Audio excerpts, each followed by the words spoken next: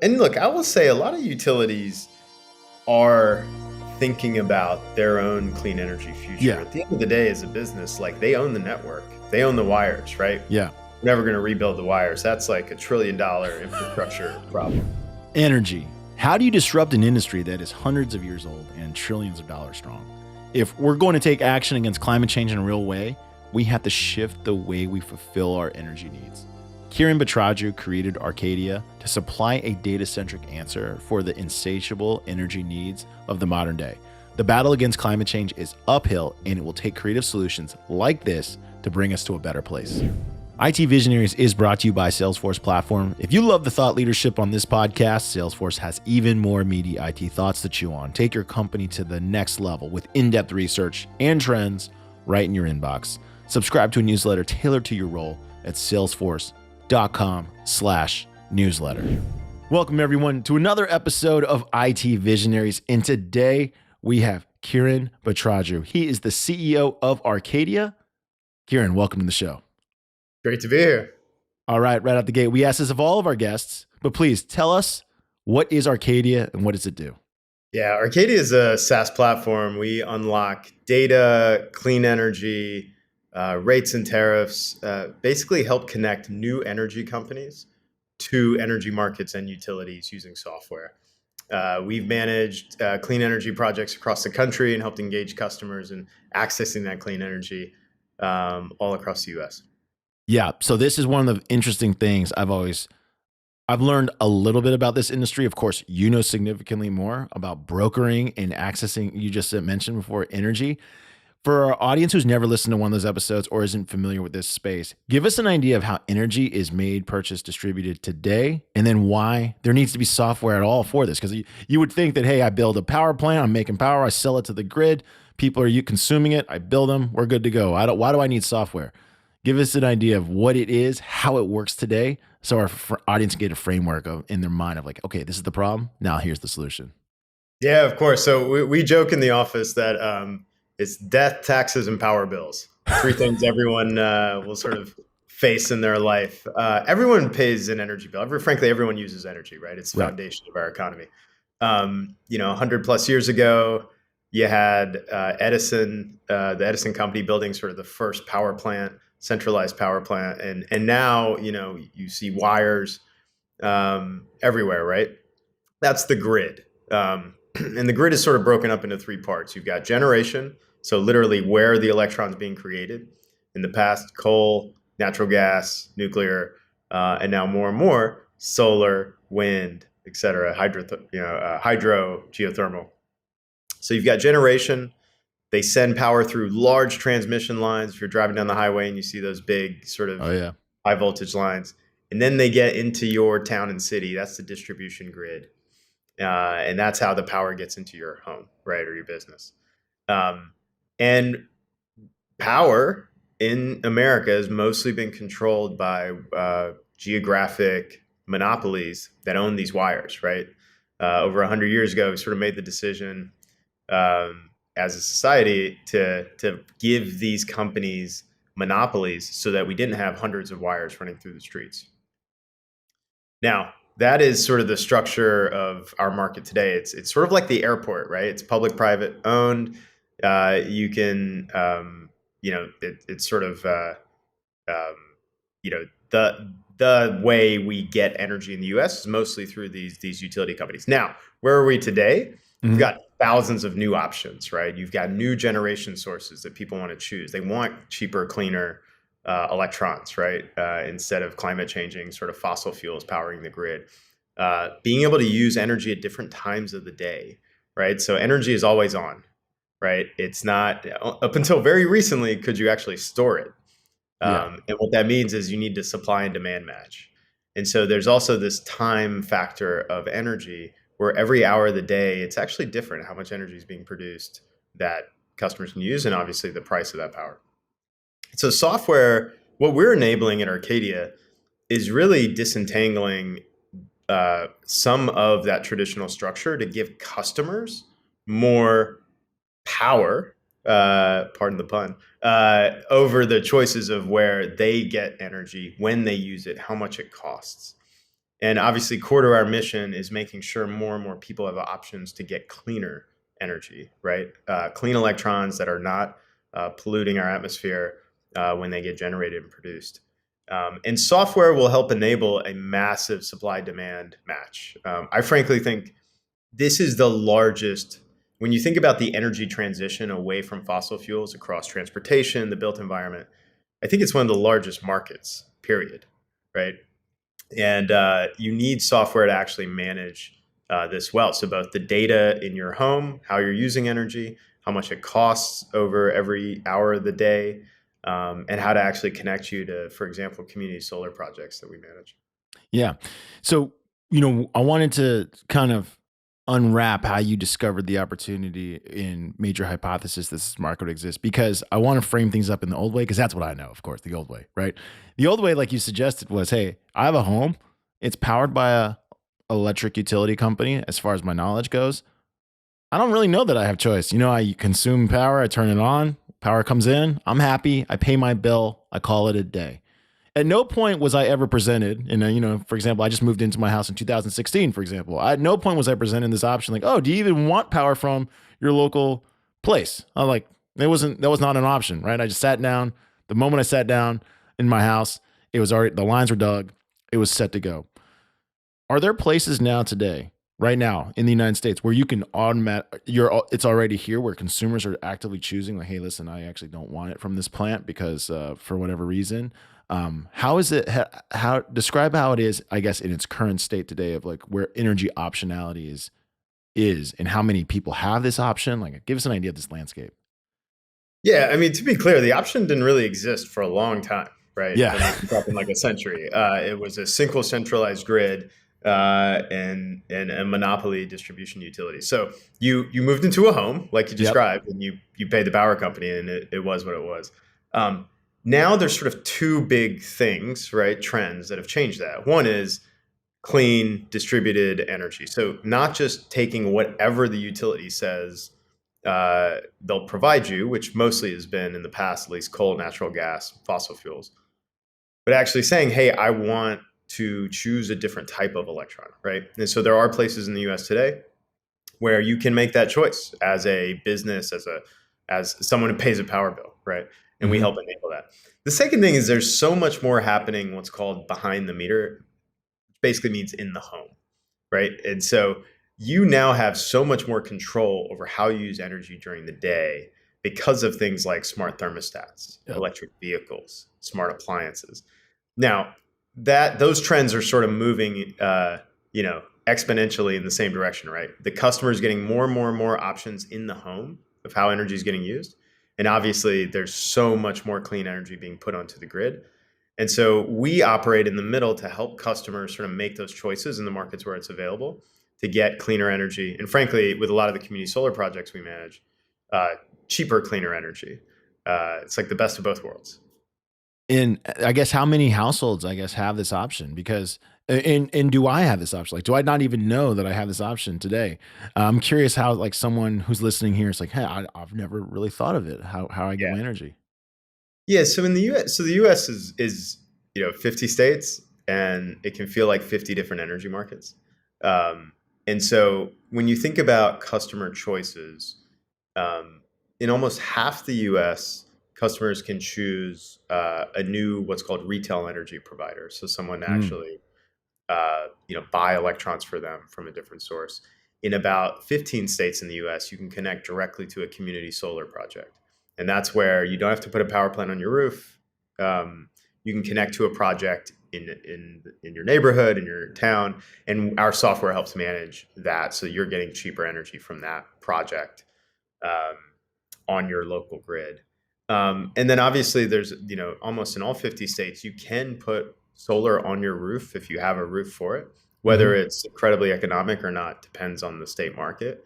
But these are like some of the different options. Now, what I just described to you is really confusing, right? It really depends. Like we also say internally that your clean energy destiny is sort of determined by your zip code in Yeah. America, right? Yeah. That makes sense. I'm here in the DC, DMV area, and in the district, we have community solar options, competitive energy market, a really strong rooftop solar market.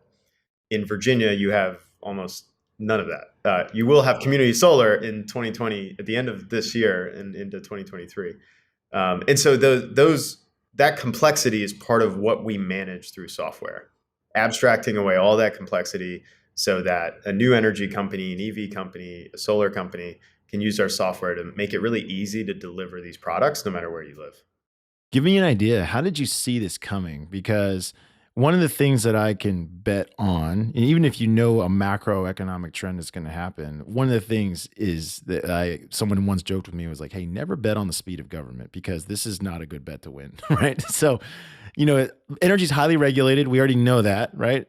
But so, what were you thinking? What did you learn that say, "Hey, I'm going to build a tool for this," knowing that this market isn't going to quite move, or traditionally has not moved as fast as it is today. I mean, definitely when you first broke ground and you were dropping your first lines of code, like, I don't even know what the world looked like at that time, but you had to be predicting something was going to happen in the future. Give us an idea of what you were betting on.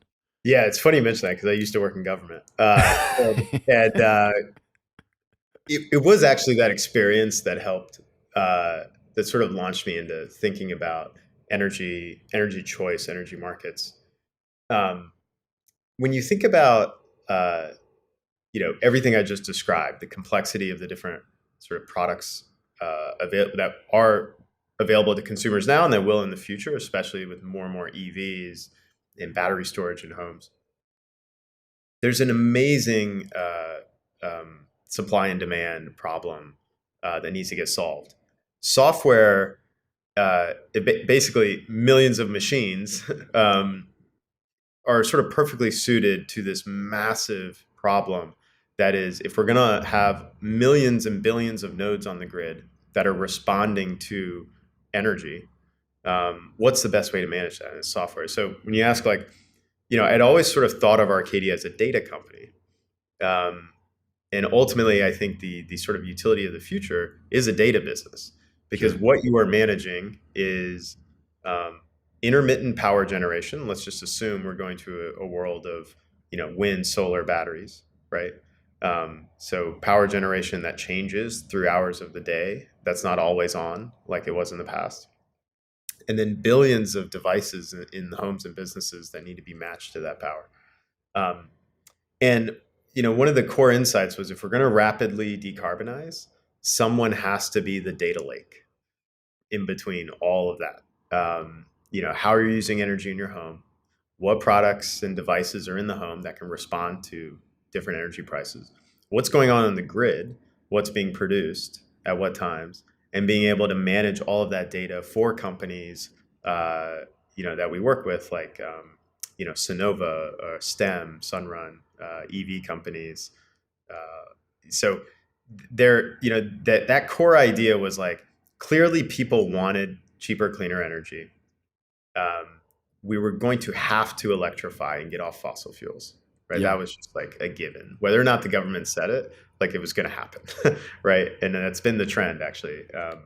And then knowing that there was going to be someone that sort of manages the data that to help operate what will be a much more distributed energy network than what we have today. So, the way you describe Arcadia, excuse me, and I'd love for you to explain this more. It sounds like it's a marketplace, two-sided marketplace, right? Where your software is, like, if let's say I don't know, a solar field or farm, you call them a community solar project. I set one up and I say, hey, I want to sell power in, right? I need someone to help me find customers. That's where Arcadia comes in. But then on the marketplace, you need to have customers that on the other side that want to find power, right? And ultimately this will lead to, like you said, a data company. So what I guess what dominoes started falling, how did it start beginning? Because we always talk about in marketplaces, right? It's if you're overloaded on one side, you won't be for long because people will back out. You need both sides to like grow almost together, right? How did you go about doing that? What were you convincing companies of at the time? Because this is obviously a groundbreaking solution. I know this on a consumer side. Like, I live in North Carolina, totally not aware that we can choose our electricity, and the fact that we can choose our like some communities in the United States can already choose their electricity. I mean, it makes total sense. But I can tell you that in my town, it's not available. No, we're not there. We're not there in North Carolina yet. You can basically just buy carbon credits or renewable certificates. Yeah, so specifically in community solar, right? So like you mentioned, like a solar developer builds a project. Let's say it's in New York, where we manage a huge swath of that market.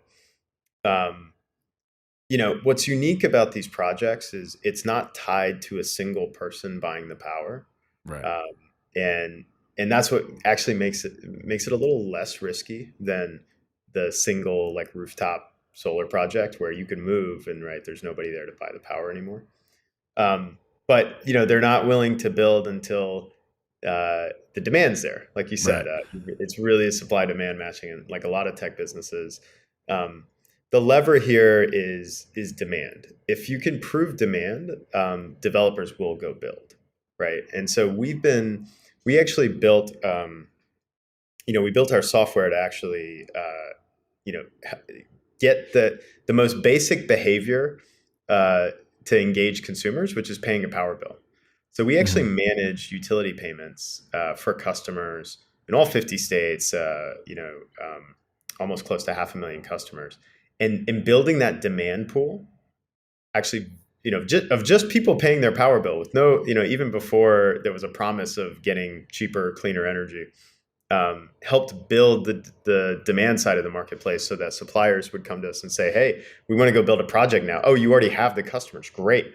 You've de-risked a lot of this for us. And so, there's still a balancing act where we need to make sure there's enough supply, right, for that demand, or else like, um, they won't retain for the long haul. But um, I will say broadly, like that idea of cheaper, cleaner energy, it's pretty easy, pretty great sale.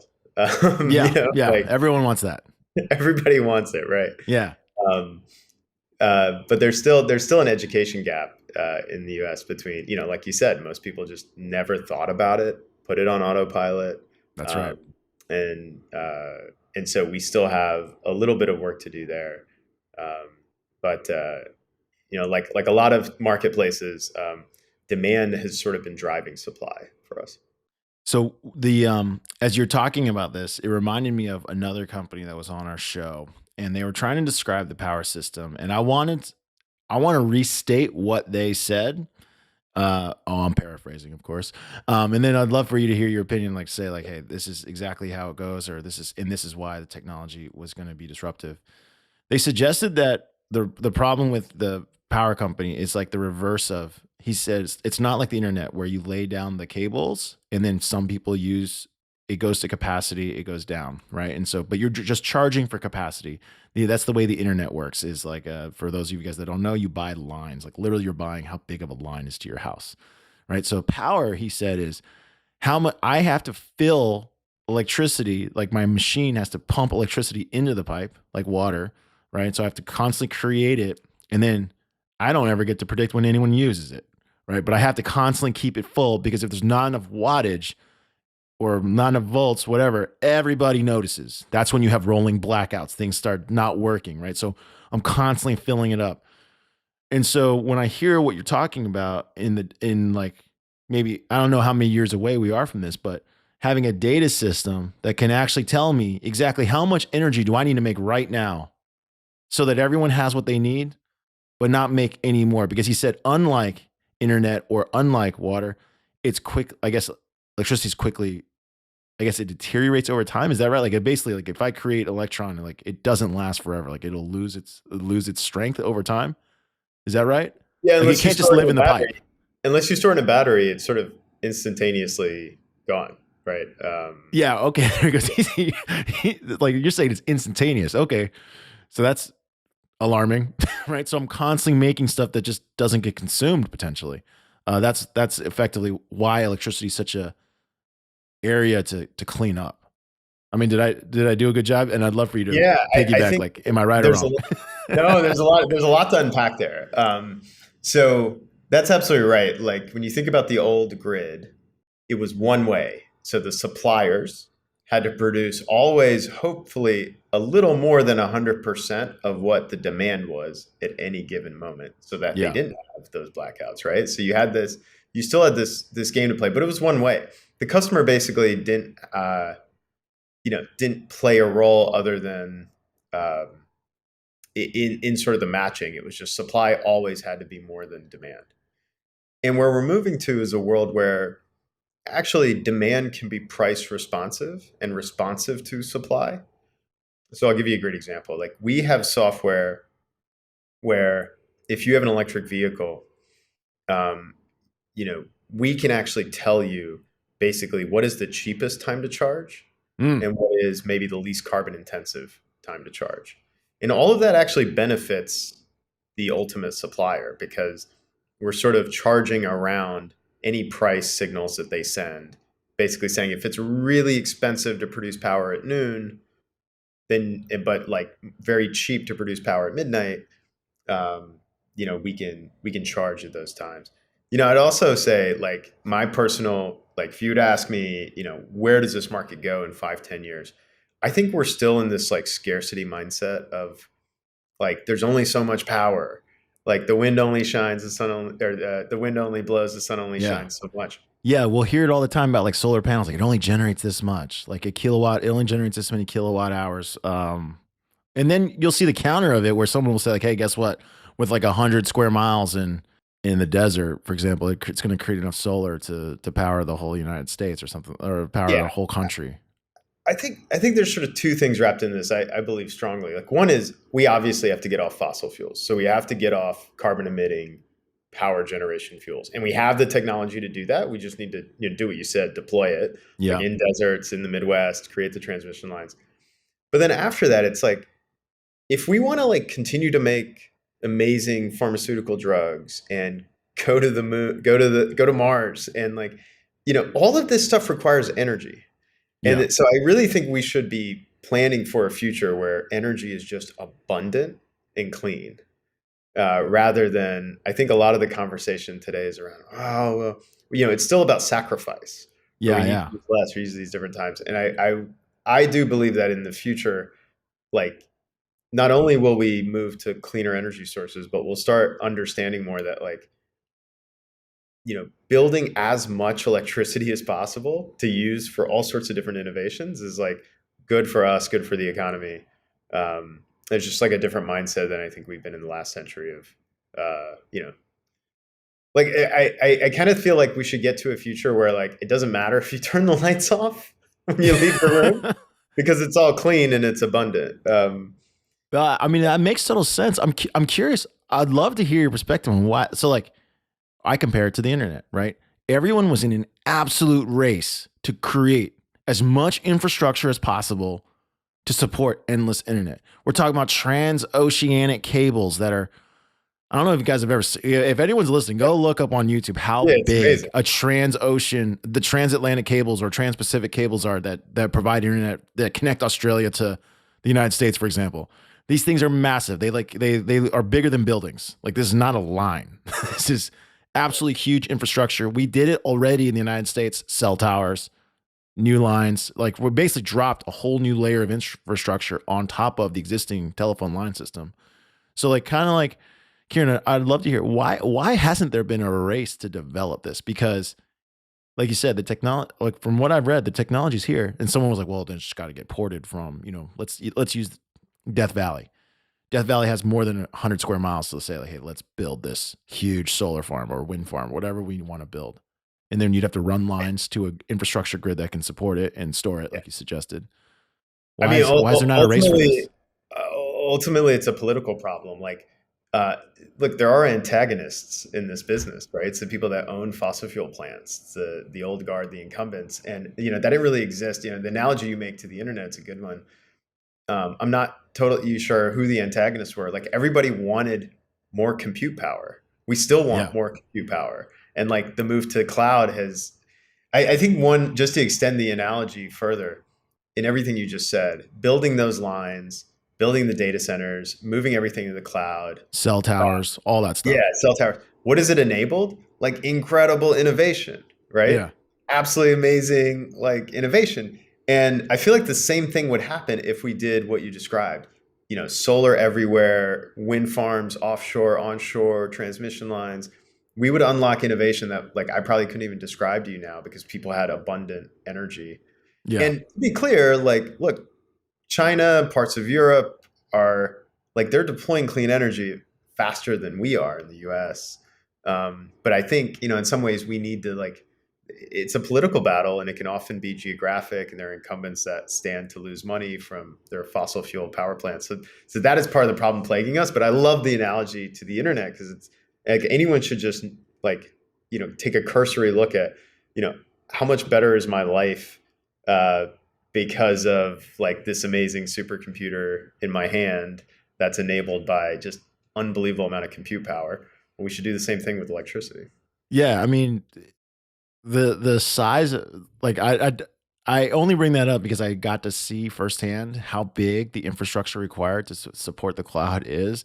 This is not a little modem that you have in your house, like, or Right. like data centers. If you've ever driven, because you're up in the DC area, if you Yeah. go through Ashburn area where all the data centers are, like it's just cinder block buildings as far as the eye can see. And of course, I'm sure when they went to get their permits to build these things, like you said, there just wasn't the same level of resistance, which is weird. Like these buildings are massive. They are massive, just giant gray blocks. Yeah. Yeah. Yeah. Exactly. I mean, they're not pretty, but they are huge economic drivers, right? For Northern Virginia, as an Oh yeah, example. oh yeah.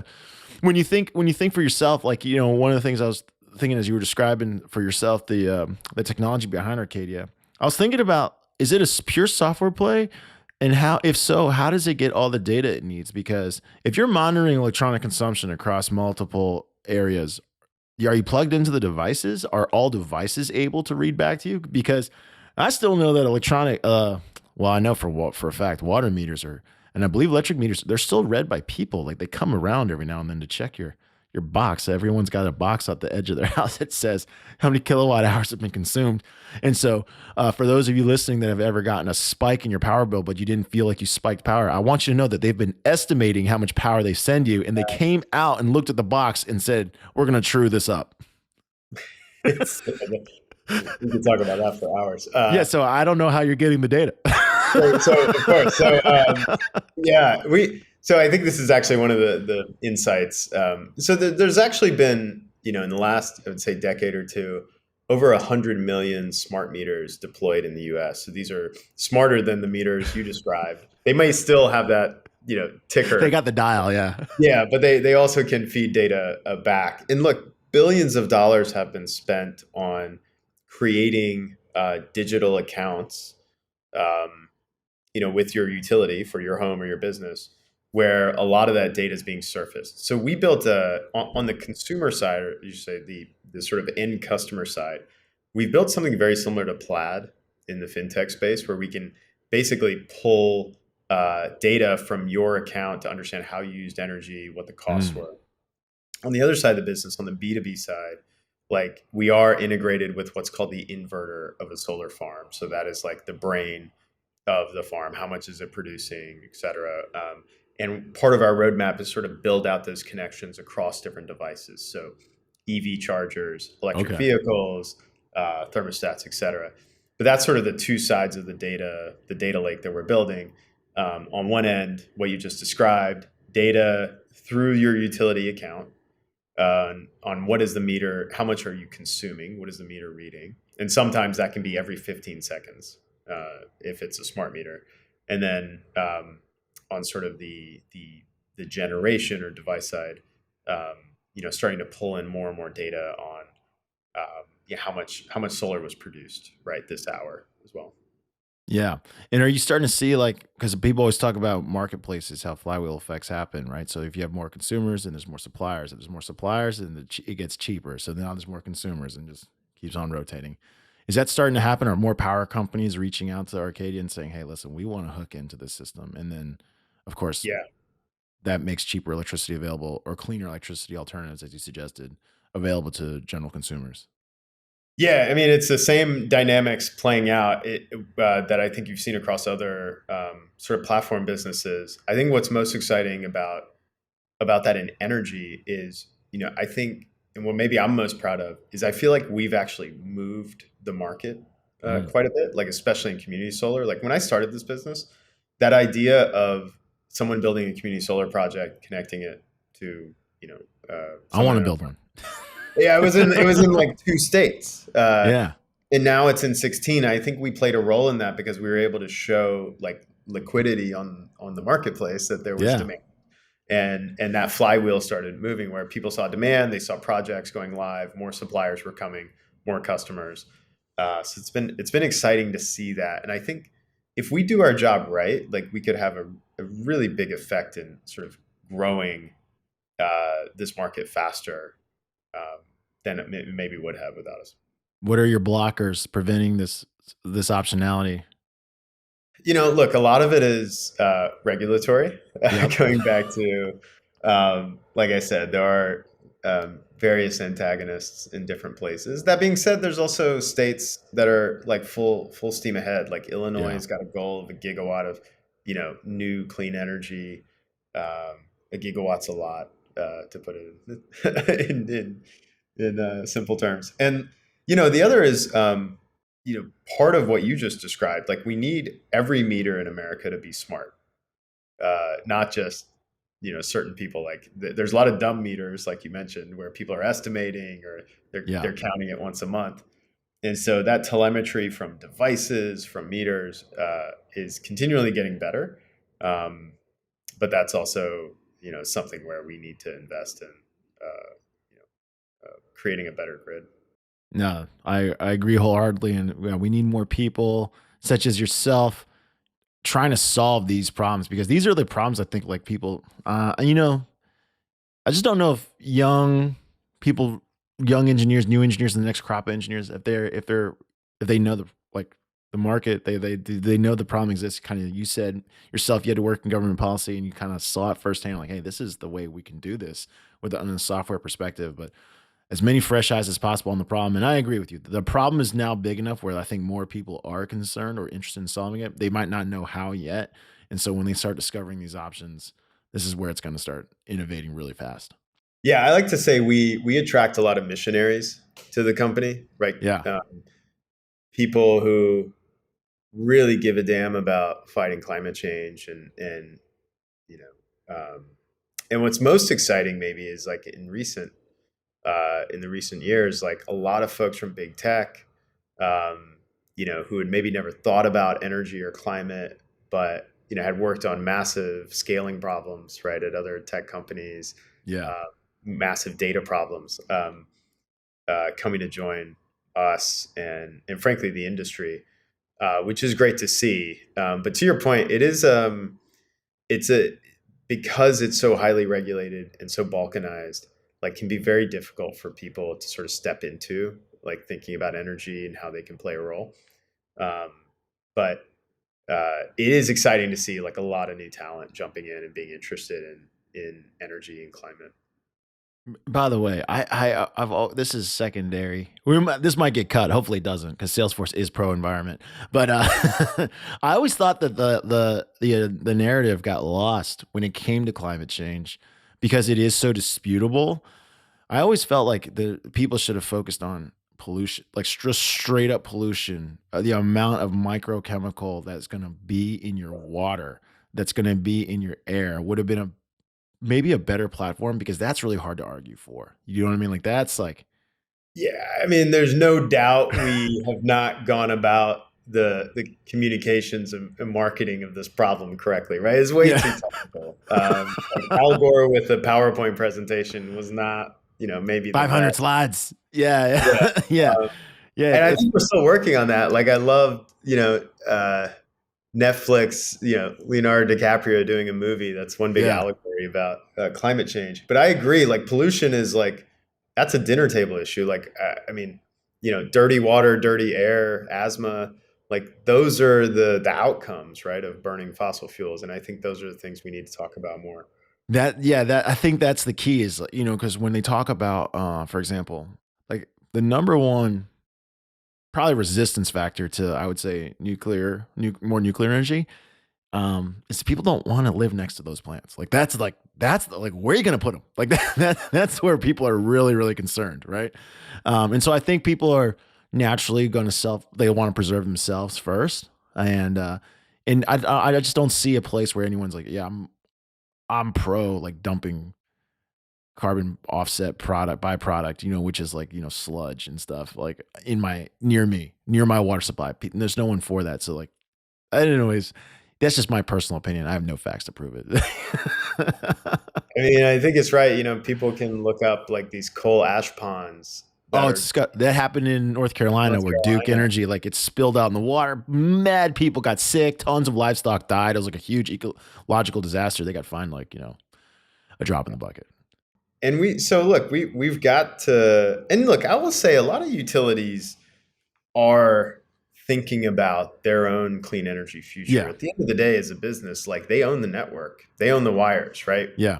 We're never going to rebuild the wires. That's like $1 trillion infrastructure problem. Yeah. And so, for their future too, it's customers want cleaner energy. They just got to figure out how to actually manage it and deliver it. And I think that's where we can be helpful too. Is starting to build this network across utilities of what we're doing to be able to share that knowledge as well and work with utilities who are trying to get up to speed. But I think that's the future of the industry is they look more and more like the airport, right? They're the Mhm. enabler, but you and I have a choice of what airline we want to fly, right? Right. Right. That's where I actually see the future of this, and I think there's an amazing role for the utilities to play. It's just that transition is a big one, right? It's a huge one for these companies to make. Yeah, that makes total sense. Kieran, I want to say thank you for joining us today on IT Visionaries. Thanks for sharing what your company Arcadia is doing. When someone learns about it for the first time, they might think it's just a company that's trying to monetize electricity. I don't know what's going on here, but like I love the bigger mission. And thanks for explaining it because it's one of those things where it's not really like I think it's something that people, like you said, everyone uses, but no one really puts much thought into like how is power created, how is it distributed, how can it be better. So I think that's definitely going to change the conversation going forward. Yeah, I appreciate it, Albert. Thanks for having me on. All right. But before you go, actually, Karen, it is time for the lightning round. The lightning round is brought to us by Salesforce Platform, the number one cloud platform for digital transformation of every experience. And Karen, this is where we ask you questions outside of the realm of work so our audience can get to know you a little bit better. Do it. All right. You ready? Let's All go. right. We do a little homework on all of our guests, and we see that you belong to WWF. Is that accurate? Yeah, I have been involved with the World Wildlife Fund for a few years now, and obviously, as an environmentalist, like species collapse and taking care of endangered species is like near and dear to my heart. There you go. I mean, it's pretty much canary in the coal mine, right? If certain animals are dying Literally. off, like why would just one animal die off? I mean, let's think about it. Think about people, right? What's your favorite? Then I got to ask, what's your favorite animal? My 4 year old's currently obsessed with tigers, and I just found out there's only about 3,000 in the wild in the world, which is an uptick from 2,600. But man, we've got work to do. There you go. You said you live near the DC or in the DC area. How often do you go to the National Zoo? Oh, often, especially during COVID, especially with little kids. We're there very often. I don't think many people know this, but I mean, the beautiful thing about DC, and you know this because you grew up there, everything's free. The Yeah, zoo. yeah. The very first time someone told me it costs money to go to a zoo, I was taken aback. I was like, "What?" Or Right? a museum. Someone's like, "It costs money to go to this museum." I'm like, "What are you talking about? What's in there?" Like, One of the best places in America to have kids, and given the city's expensive, but like you get to go to these things for free. So yeah, this is yeah. I remember being like, "Is it better than the Smithsonian?" I just can't imagine that to be true because this Smithsonian's free, and you're wanting to charge me $20. exactly. What do you like to do for fun outside of work? I am. I've been trying to become a better cyclist. Getting out, being close to Rock Creek Park is nice, and so getting out on the bike and has been therapeutic. Oh, that's awesome. Our producer Jana is an avid cyclist. Would you say you're really good? I say I'm getting better. I was mostly training for a triathlon, and now I'm trying to get more distance in. Awesome. We did a little homework. We saw that you're also an author. Is that correct? Mud Creek Medicine.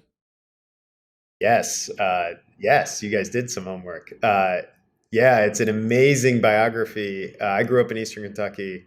And there's a woman from my hometown that my father worked for who built one of the first community health centers in the U.S. And so after I left Capitol Hill, it was during the healthcare debate. Actually, I wrote her biography, and it's an amazing story of an entrepreneur.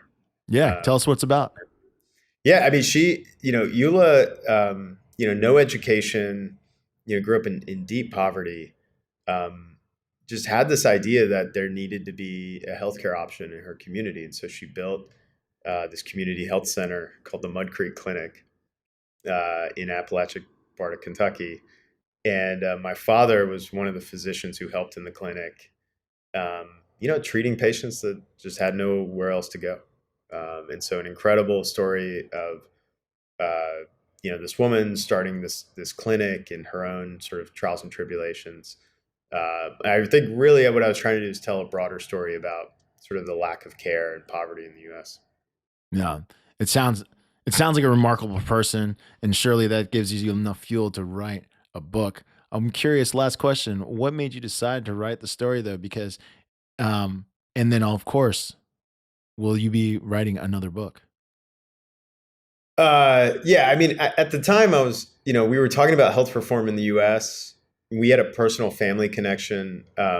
Obviously, my father working there, and my boss, the congressman from Louisville who I worked for, used to be a writer, and I remember he sort of encouraged me to tell this story. Right, otherwise, the Yeah. story wouldn't have been told. And someone tried to write a movie about her life, and it was she had gotten it stopped because it was sort of a terrible uh, portrait of life in Appalachia. And so I was like, all right, I'll take my hand at this. And I'm glad we did. I'm glad I did it. It was a difficult project, but I'm glad her story. She passed away actually last year, and so I'm glad her story lives on. That is awesome. And how about another book? Is there another character you think that will Oh inspire you man, to write another book? yeah, that was a unique. I've always been a huge fan of biographies. I think telling life stories is like and reading and knowing them is important. I don't know. I got this company to build. There's a lot going on. Maybe down the road. Well, Kiran, I want to say thank you for joining us today on IT Visionaries. Thanks for sharing a little bit about your personal life. Man, I mean, you are a super dynamic individual. You're talking about growing up in Kentucky, writing books, working in politics, now running a software company, helping the world out. I mean, it's pretty awesome. You've been an awesome guest and you're a great story. Everyone, ask for Arcadia. Where is it? Why don't you have access to it? Why don't you have more energy options? That's right. I love it. Thanks, Albert. Thanks for joining us today on IT Visionaries.